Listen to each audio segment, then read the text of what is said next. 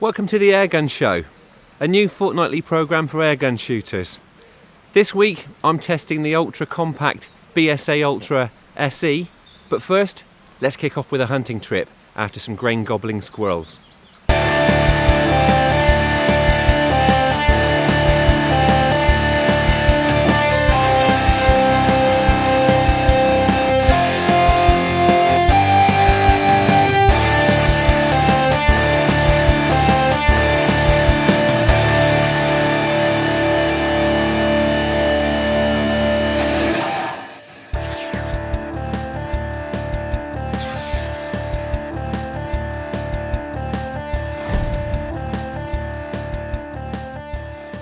I'm out on a pheasant shooting estate today. Obviously it's not pheasant shooting season. The aim is to shoot one or two grey squirrels. Apart from being managed for pheasant shooting, the woods here are also managed for timber. The squirrels' bark stripping habits are damaging the trees. Aside from that, they're feeding on the pheasant hoppers, raiding the wheat that the keeper's putting out, and that's costing him. Aside from that, these squirrels are going to be looking for eggs when nesting season starts, so they're going to impact on the pheasants and the songbirds too. The hoppers may also be attracting rats, possibly wood pigeons and magpies too, so there's a chance of a mixed bag. Let's go and see if we can get a few. A pheasant shoot needs careful management, and pest control is a vital part of this.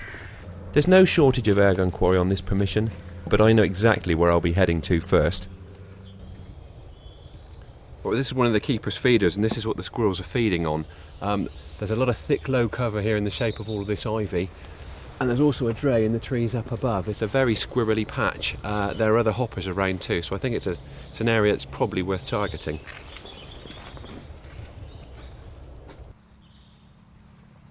With the Daystate fully charged, I'm ready to go, and I'm starting with a classic hunt on foot. It's always a pleasure to be out hunting, but I've got a serious job to do. And with the grey menace initially staying out of sight, I soon decide to switch tactics to shooting from a hide, and let the squirrels come to me.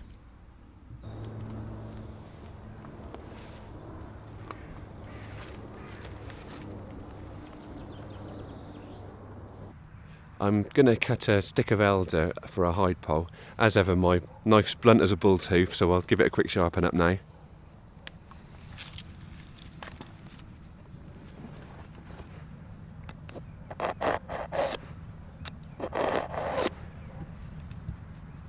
That'll be enough to nip through the elder. Okay.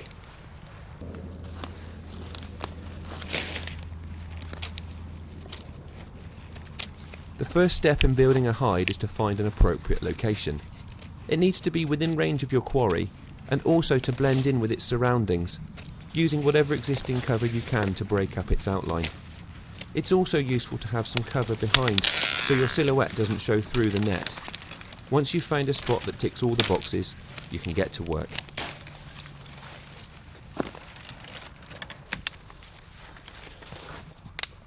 I'm leaving forks on this stick so we've got something to hang the hide net from.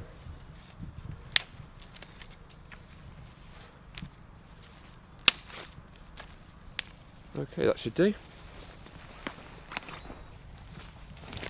Next step, setting up your poles. Whether you've brought your own or are using a DIY job like me, keep the frame as small and discreet as you can get away with. You don't need such a thick hide for targeting squirrels as we would for pigeons or maybe magpies, because they're not quite a sharp hide. All I'm really trying to set up today is a blind, just to give us a bit of concealment.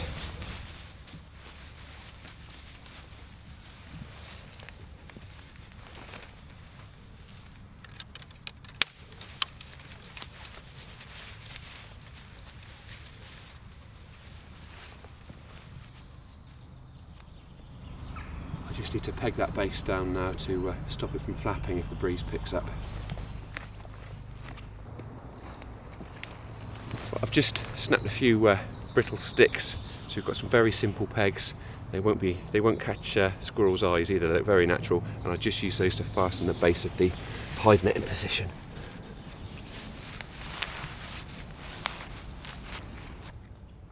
That wasn't too difficult, was it? A fully functioning blind in just a few minutes. I've gone for the quick option today, but it should be sufficient. Now all that's missing is the squirrels.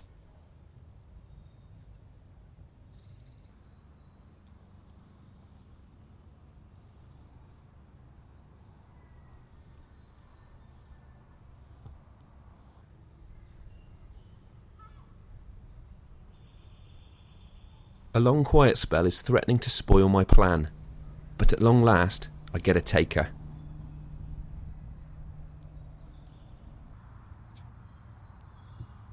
Hang on, Nick. We've got one coming across.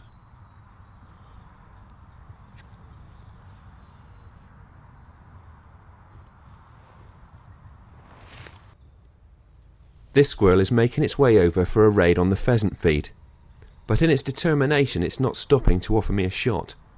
All I can do is wait for a safe opportunity.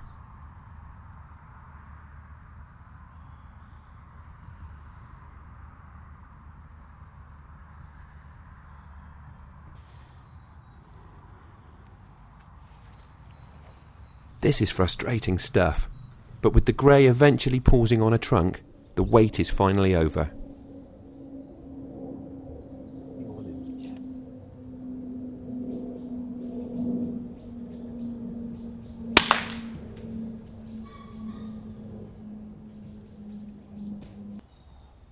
That's one down, but you can bet there'll be plenty more waiting to take its place.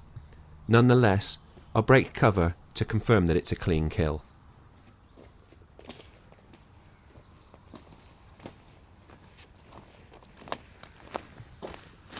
Look at that, just below the ear, about 25 metres, smack in the head, didn't know what hit him.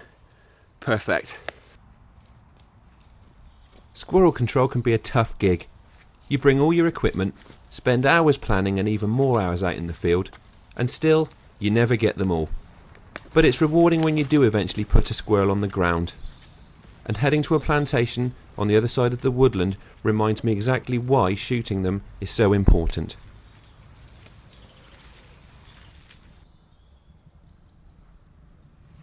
In this plantation you can really see the damage that the squirrels have caused to the trees as they've stripped back the bark to get to the sap underneath.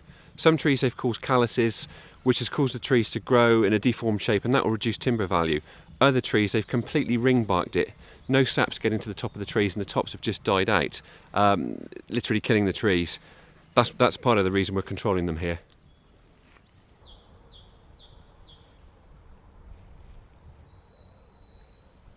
Back on foot, I'm eager to bag some more before I call it a day. Assessing my surroundings, I opt for a vigil close to another feed hopper.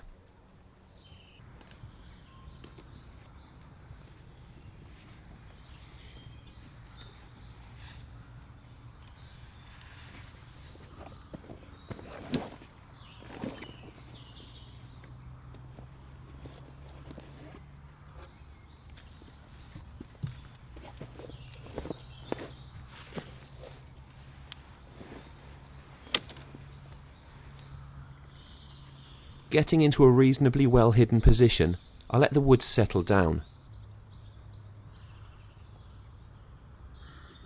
Then, almost immediately, something catches my eye. This looks promising.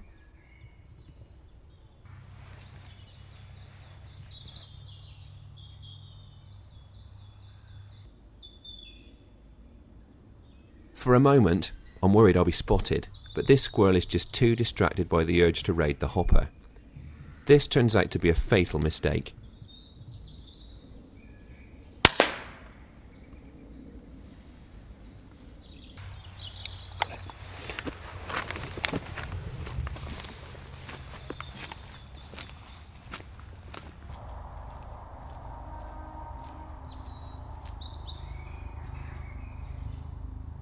With that, the pheasant shoot is 2 squirrels closer to being safe. Not a record-breaking bag, but it's about much more than numbers. It's about applying a sustained pest control strategy over time. Being out and about with the airgun is just a welcome bonus. Right, that's another one. Another one headshot. Right beneath the hopper. He's had no idea we were here. Fantastic. Well, so much for making a mixed bag. We didn't get a single chance at a wood pigeon, but we did manage to bag a couple of squirrels. It really brought home the point and the importance of targeting them at their food sources. I started out roving around, slinking around the woods, hoping to catch 1 or 2 going about their business. Didn't see a single squirrel. Decided then to settle down by the feed hoppers where they were raiding the grain, and sure enough a couple came skulking out, managed to pick off 2 grain gobblers, so it's 2 less there, raiding the gamekeeper's feed. It was hard work, but it was really satisfying shooting. Good sport. We had to work for them, but we've done a decent job. Looking forward to coming back.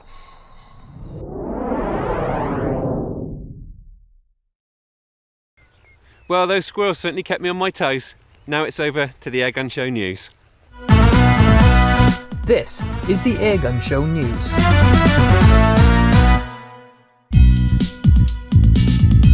If you've ever hankered after the Daystate MK4, now might be the time to take the plunge.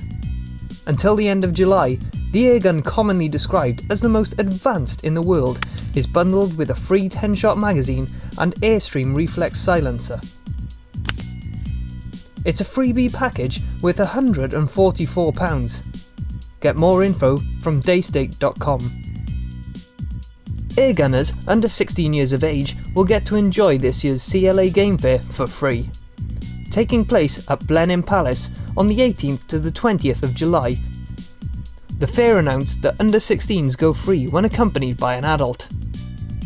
There's too much going on at the fair to mention in one news item, so check it all out at gamefair.co.uk. Export has finally been granted for a new, ultra top-end field target air rifle. The Feinwerkbau 800X is set to be available shortly and promises no compromise in the quality of its design. An innovative pressure reducer makes for the most stable shots imaginable, while the trigger has been precision tuned and the gun itself is finely adjustable to the dimensions of the shooter. The 800X will retail for £2,300. Basque has branded a Scottish airgun licensing system unnecessary, costly and impractical. The Scottish Government has now timetabled its licensing bill for the forthcoming parliamentary season, even though 87% of consultation respondents said they didn't support the idea. Basque Scotland's Colin Shedden said airgun licensing fails on every principle of good legislation. Stay on top of the latest developments in Airgun Shooter magazine. And finally, complicated, bureaucratic, and burdened with layers of unnecessary regulations. That's what the current general licensing system is like, according to shooting organisations.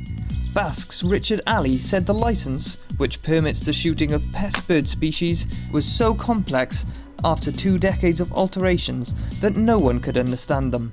He said the licence needed to be stripped back so it was short, straightforward and worry-free to use. That was the Airgun Show news.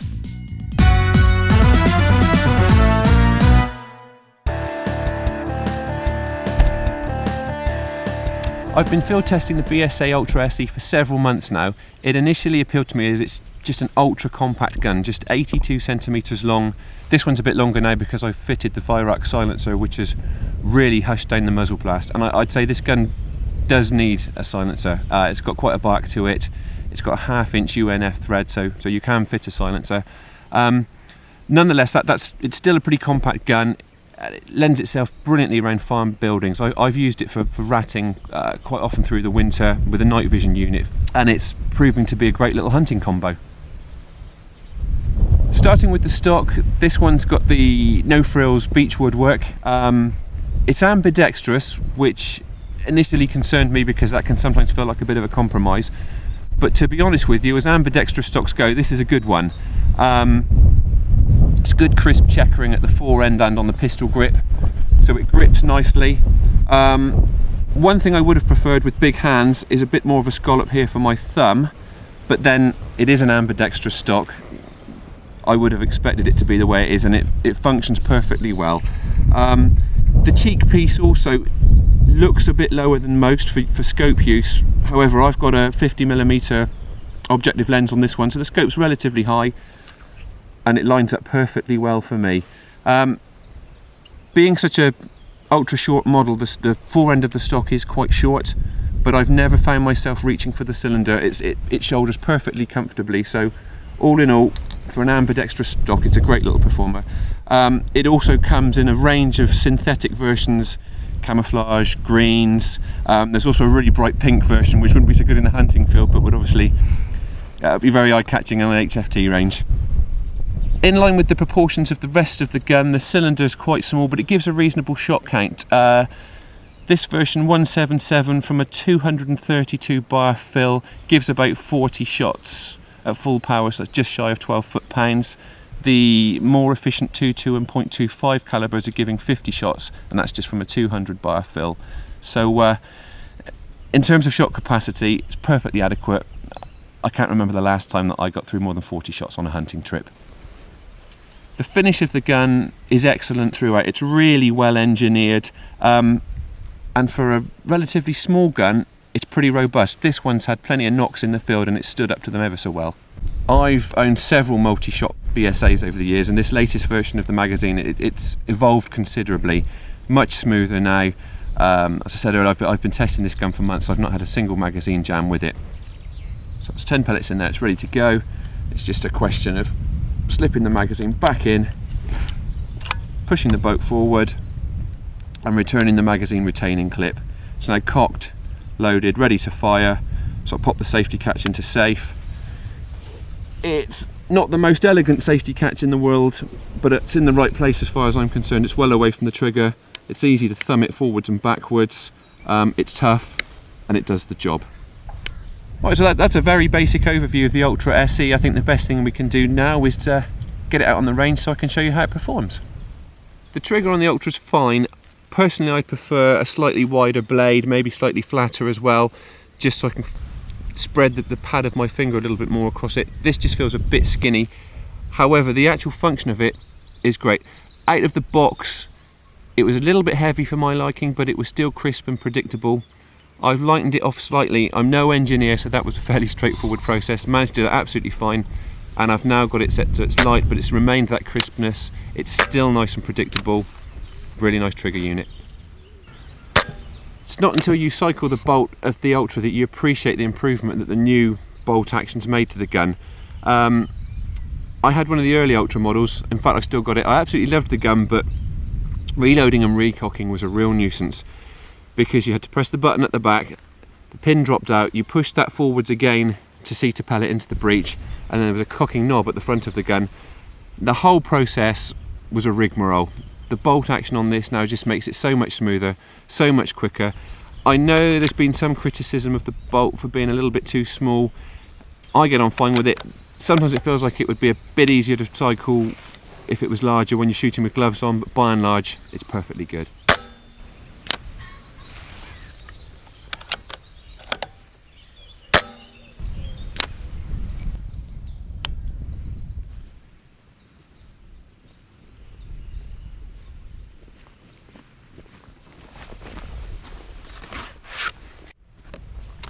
Right, it's a blustery day, so I've actually brought the target into 25 metres so I can do the gun justice, because much further than that, the wind's difficult to predict and you wouldn't really see what it's capable of in these conditions.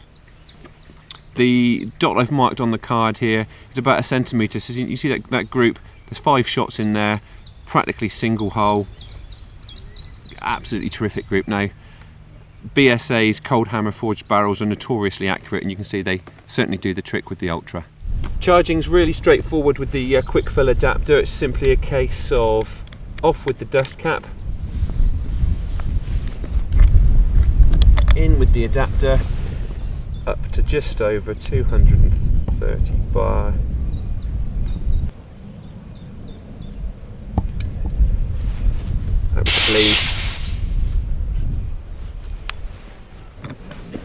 And that's it, filled up and ready to go. There's actually a gauge, there's a pressure gauge underneath the fore end of the stock. It's in 50 bar denomination, so it's not particularly specific, but it serves a purpose for letting you know when you're getting low on charge. To sum up, the BSA Ultra SE is a very pointable, very accurate little gun. I reckon I could squeeze a little bit more accuracy out of it with a dedicated right hand stock, but that is a tiny niggle. It performs brilliantly as it is. And it is a diminutive little gun. It weighs in at just over 2.5 kilos, so it would suit shooters of a smaller build, but equally, yeah, I'm a big chap and I've got on perfectly well with it. Its price tag The recommended retail price rolls in at just under £550, which sets it up against some tough competition, but it's a hard-hitting, smooth cycling, full-powered air rifle. I'm well impressed with it.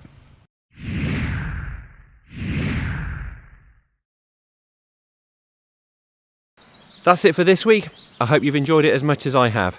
The Airgun Show's back in a fortnight. That's Thursday evening, 7:30 PM.